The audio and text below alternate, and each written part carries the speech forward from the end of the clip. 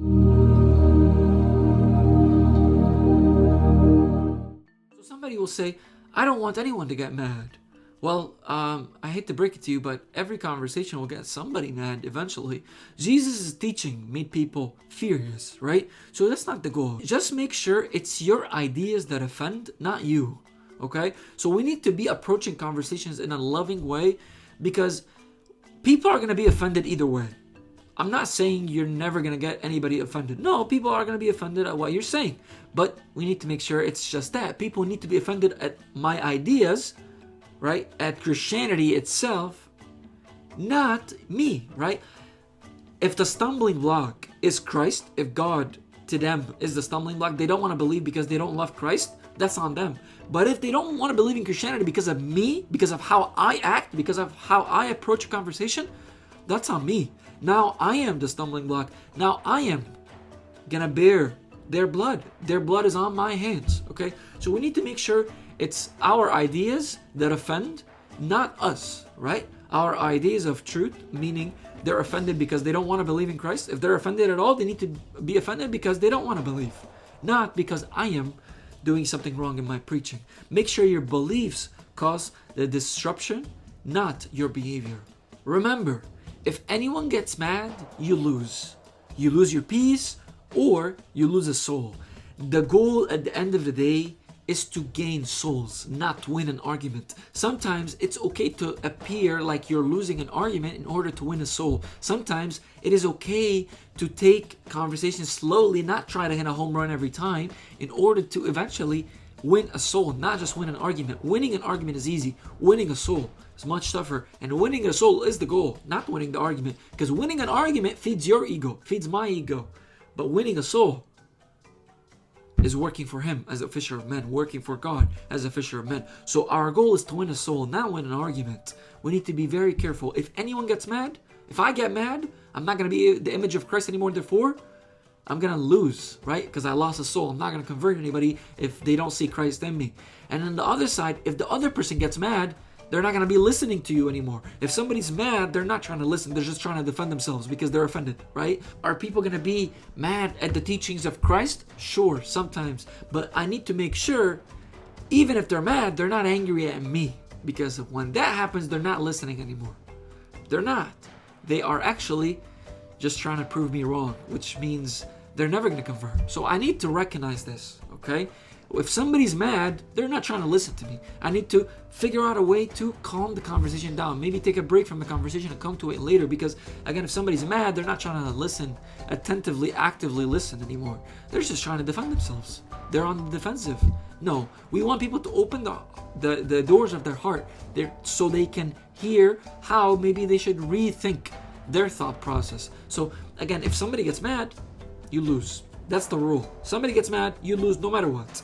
Okay? Because you either lose your peace, therefore you lose Christ in you, or you lose the person. They're not listening anymore, therefore they're not going to convert. So we need to make sure these conversations are very peaceful, and we always try to, again, be loving with truth, both at the same time. Again, two strands of the same DNA. Tactics are mastered, so you try your best to make another person reach the truth on their own. That's the main job of today's video. Tactics are mastered, so you can try your best to make another person reach the truth on their own. Okay? You know the truth already. I know you can tell him what happens. The apologetics are easy.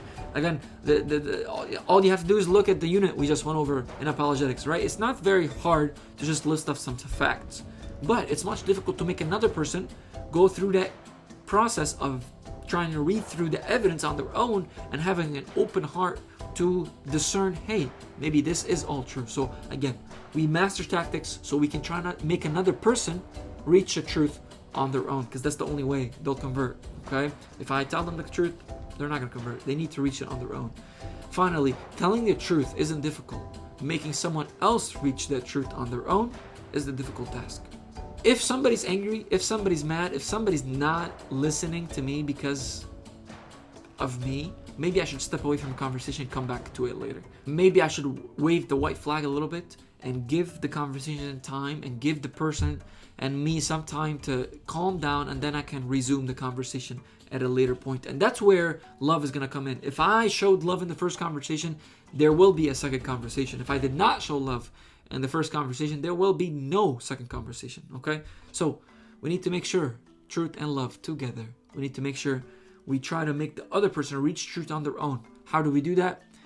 The first thing is there's something called the 10-second window. What does that mean? Once an opportunity arises, you must speak quickly because the opportunity won't last long.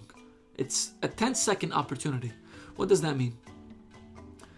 When somebody starts speaking about God and they start saying there is no God, there is a 10-second window after that. There's a 10-second interval right after he said the statement, there is no God, where I need to say something that catches them and makes them start having a conversation with me about the statement they just have.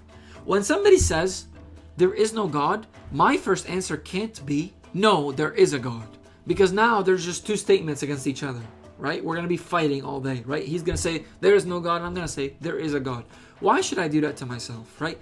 He's the one that said a statement. He's the one that said, there is no God. Therefore, my next objective is to switch the burden of proof. What is the burden of proof? The burden of proof means if I say a statement that this is a phone. I said the statement. I'm the one that said the statement, okay? That means what? I am responsible for backing the statement up. I'm the one that's supposed to provide evidence that this statement is true, not you. Right? If I say that this is a phone, it's my job to prove that this is a phone, not your job to prove me wrong or prove me right, right? So when I say there is no God, your job is to call me out on that. Your job as a Christian is to tell me, hey, why do you say that? Did you research into that? What makes you come to this conclusion? That should be something in your head always, right? What makes you come to this conclusion? What makes you think that this is a phone, right? What brought you this conclusion? Did you research? What evidence did you look at to reach the conclusion that this is a phone? The burden of proof is on you because you said this is a phone, right? So if I say the statement, then I carry the burden of proof. If you say the statement, you carry the burden of proof. If somebody says the Bible is not true and accurate, it's their job to prove that right, not my job to prove them wrong, right? So I need to ask them questions in this 10-second window in order to make them, again, back up what they're saying, right? No more free rides, no more free passes. If somebody says a statement, you gotta call them out on it. You gotta make them back the statement up. And again, it's pretty easy, but again, you'll be surprised at how many people never actually thought their own thought process through. Let's take an example. It's not rational to believe in God. There is no proof. Somebody said that to you. What do you say? Do you say, oh no, God exists because 1, 2, 3, 4, 5, 6, 7, 8? No, because sometimes actually people don't want to hear all that. They're not ready for that conversation. The doors of their heart are not open. They're not trying to listen at the moment. Actually, sometimes there's an emotional problem with them, not even a logical problem. Or sometimes they're going through something hard in their life, right? So I need to discern and figure out why they believe in the statement before I start answering their proposition, right? If I start speaking about how there is proof for God, right, and their problem is an emotional problem, they don't like God because they have a death in the family or something like that, right? No matter how many proofs I say logically, they're not going to believe because their problem with God is an emotional one. So I need to figure out what's the problem. Is it emotional? Is it rational? Is it that they don't know the evidence? Is it that they know the evidence but they don't want to take this leap of faith? Is it because they know the evidence, they don't want to take this leap of faith and they hate God? Is it because no one told them about anything accurate about who God is? No one told them about who God is really, right? I mean, what's the problem, right? Before I start jumping into answering a statement like this, it's not rational to believe in God, there is no proof, right? In order to answer that, right, I need to figure out what's the problem. Is it a rational one or irrational one, or what's the problem here, okay? If somebody says to me, it's not rational to believe in God, there's no proof, my next thing, in the next 10 seconds, I need to ask them one of the following. What do you mean by God? Because again, a lot of people believe different things about God. So my first question is, hey, what do you mean by God? That is, what kind of God do you reject? What specifically is irrational about believing in God? Now, I switched the burden of proof on them. I made them they have to back what they're saying, right? They have to provide evidence for the statement they said, right? They said it's not rational to believe in God. There was no proof. Therefore, they're the ones that must provide evidence that their statement is true. Another way to answer in this 10-second window, right? In 10 seconds right after somebody says it's not rational to believe in God, there's no proof, what should I say? Another way to answer that. Since you're concerned about proof for God's existence, what kind of evidence would you find acceptable? Right? Ask them, what would you consider good evidence? Okay? What evidence would you find acceptable? Another way to answer, what arguments for God have you considered? And what did you find wrong with them? Right? Again, you're switching this burden of proof. They're the ones that said the statement, therefore they're the ones that have to back it up, not you. Okay? So, again, let's take another statement. If somebody says Christianity is basically the same as all other religions, the main similarity is love. We should not tell others how to live or believe, right? Somebody says that to you. What should you answer? You should, again, switch the burden of proof on them. They're the ones that said the statement, therefore they're the ones that have to back it up, not you. You need to ask them a question to make them back up what they're saying, right? Switch the burden of proof on them. You should say, how much have you studied other religions to compare the details and find a common theme? Right? How much have you studied the other religions? How much have you studied Christianity to say that they're all the same? Why would the similarities between the religions be more important than the differences? Right? Ask them these questions, okay? Because again, if they haven't studied the religions, call them out on that. Tell them, hey, if you haven't studied Islam or Christianity or Buddhism or pantheism or whatever, then how are you saying they're all the same? You haven't studied them. Right? Call them out on the way they're thinking. Help them realize that these statements they're making are not true at all. They're statements that society repeats and brainwashes people with. But actually, if you start digging deeper, these statements are contradictory and these statements don't make any sense because, again, the people that make these statements haven't studied anything. And again, these statements are pretty much not true. So again, if somebody says Christianity is basically the same as all other religions, the main similarity is love, how should I answer? Another way to answer. I'm curious. What do you think Jesus' attitude was on this issue? Did Jesus think all religions are the same? Or did Jesus say, hey, if you don't believe in me, you have no life in you. If you don't go through me, you don't know the Father. If you don't believe in me, in my word, right? If you have known me, you have known the Father. No one can get to, again, I'm directly quoting Jesus right now. No one can get to the Father except through me. What do you think Jesus' attitude was on this issue, right? What do you think it was, okay? Did he think that all religions were basically equal? Or did he advocate for a specific way or a specific person to believe in, right? If you're saying all religions are the same, well, that doesn't work with Christianity because Christianity, Christ himself said, no, the only way you can get to the Father, you can get to God the Father, is through me. Not Muhammad, not the Dalai Lama, not whatever. No, me only. Okay? So another way to answer this statement. The statement is, again, a reminder, Christianity is basically the same as all other religions. The main similarity is love. We should not tell others how to live or believe. So if somebody tells that to you, again, you should switch the burden of proof on them. You should ask them, isn't telling people to love one another just another example of doing what you're objecting to? Telling others how they should live and believe, that is, right? So you're telling people they should just focus on love, right? That the main similarity is love. We should all just love each other and the rest is just the same. All the religions are the same. But then you're telling me not to tell others how to believe and behave and act. But you're doing the thing you're telling me not to do. You're telling others how to live. You're telling others that all religions are the same, therefore just love. You're telling others something and then doing the opposite, okay? So how does that work? Call them out on these inconsistencies, right? Call them out on these, again, these illogical thought processes, okay? Processes, okay? So I don't know how to make that plural, but you get the idea, right? So again, when somebody says statements like this, we need to switch the burden of proof. We have 10 seconds to ask them back a question that switches the burden of proof on them. They're the ones that need to back their statement up, okay? When somebody says something, I should ask them, what do you mean by that? Or how much have you studied in that? Or what makes you come to this conclusion, etc., etc., etc., okay?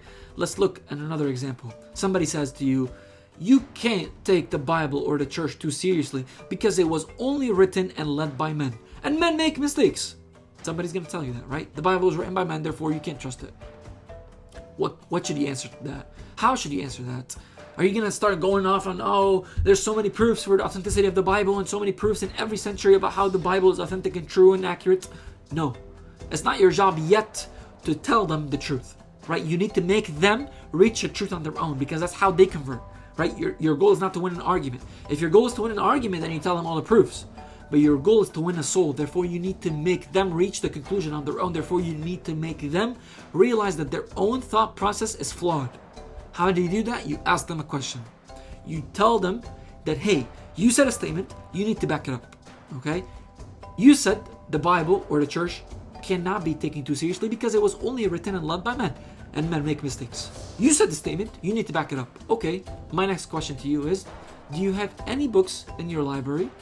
Do you find any truth in those books that are also written by humans who are prone to error, right? All these books in your library are written by humans. Okay, are these books also prone to error? Okay, is there a reason you think the Bible is less truthful or reliable than the other books you own? Right? You own other books and you believe what they're saying, even though men could make mistakes, right? So why do you have other books and you trust the other books, but then you don't give the Bible the same courtesy at the very least, right? Something to wonder about, okay? Another question. Do people always make mistakes when they write? Ask them that, right? If not, then why would you dismiss the Bible simply on that basis? If people sometimes make mistakes and sometimes not, right? The proof of that is you have books in your library and you trust these books and a lot of their saying, right? Because you know that sometimes they're telling the truth.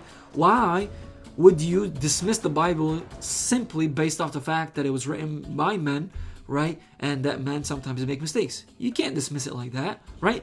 At the very least, treat the Bible as any other book for the time being till you realize it's the Word of God. But at the very least, at the very minimum, treat it as any other book and give it time.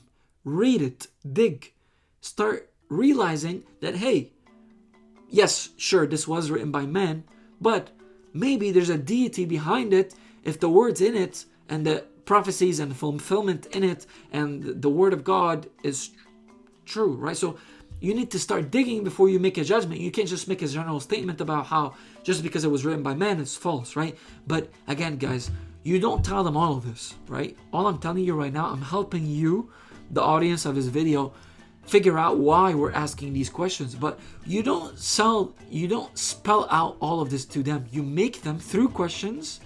You help them realize all of this truth on their own. You help them reach these conclusions on their own. Your goal is to help them figure out the flaw in their own thinking, not spell out the truth for them. Again, that's why these are all questions. You're switching the burden of proof on them, making them, helping them to start thinking about how they think.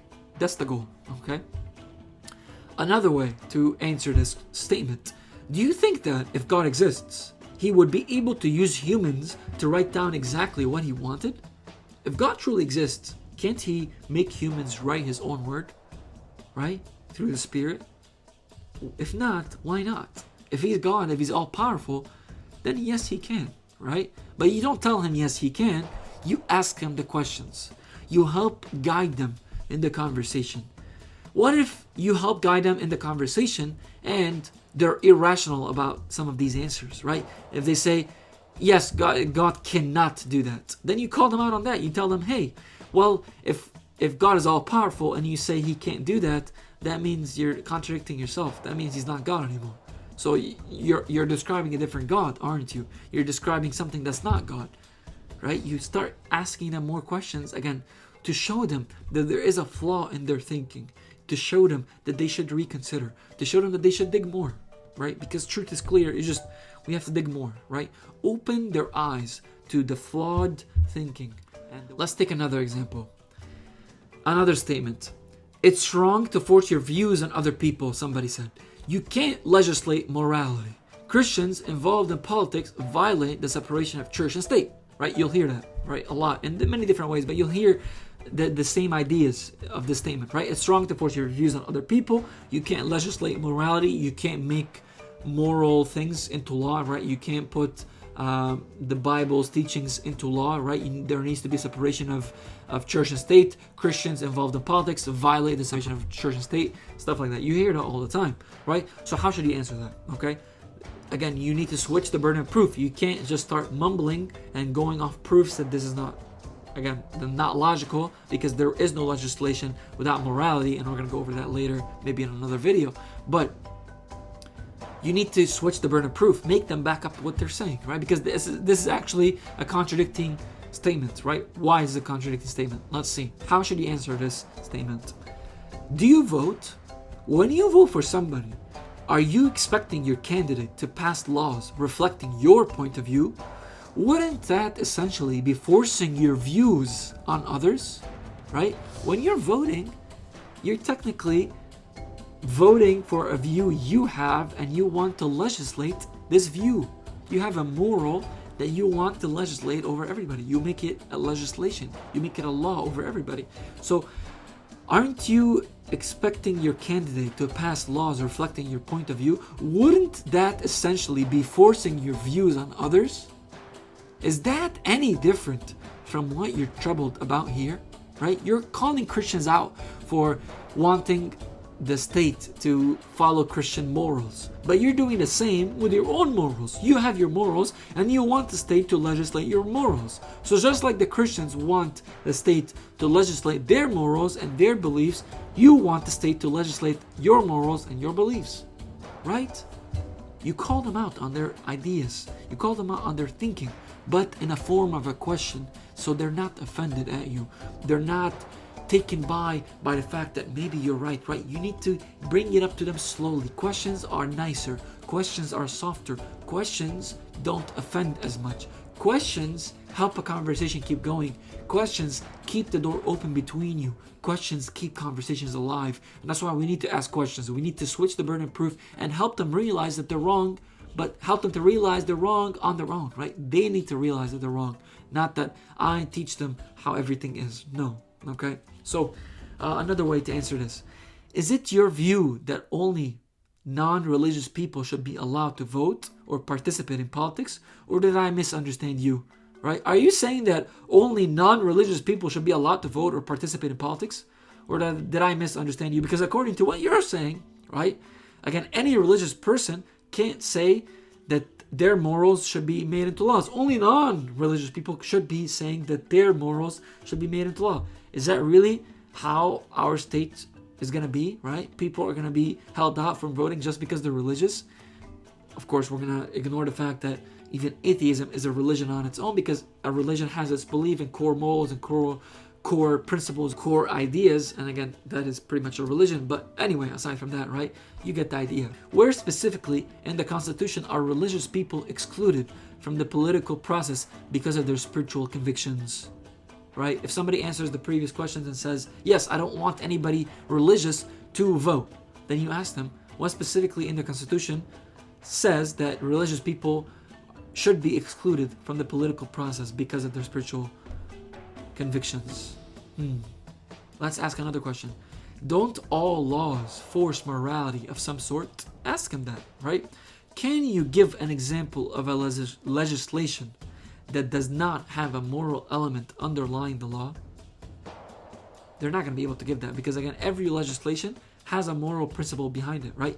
If there's a legislation about how if you murder, you should go on trial, right? And you go to maybe eventually prison or life in prison, right?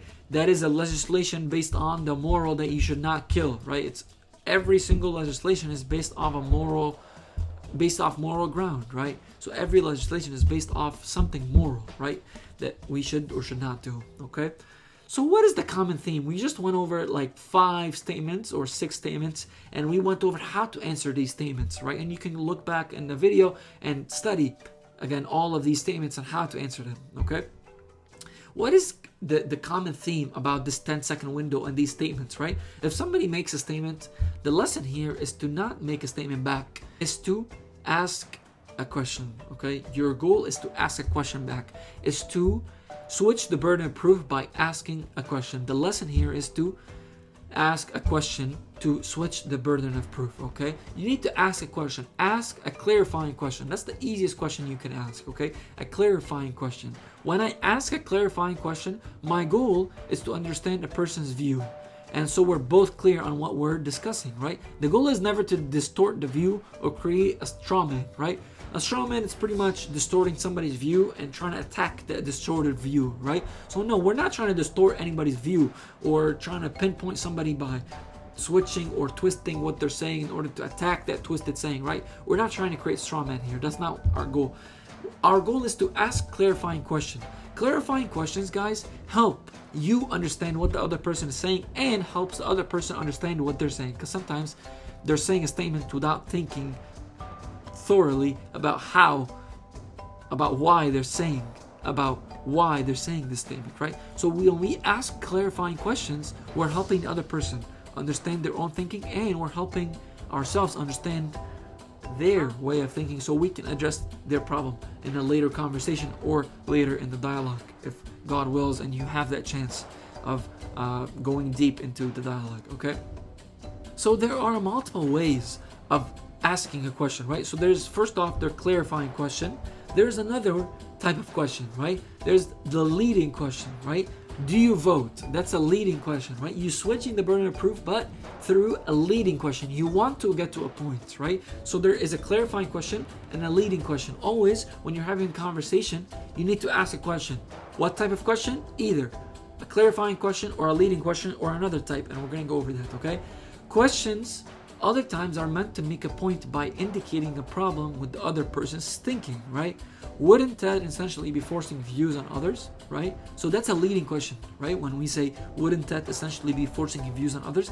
It's a leading question, it's not a clarifying question. So we need to have this discernment, right? We either ask a clarifying question or a leading question in order to help the other person realize the flaw in their own thinking, right?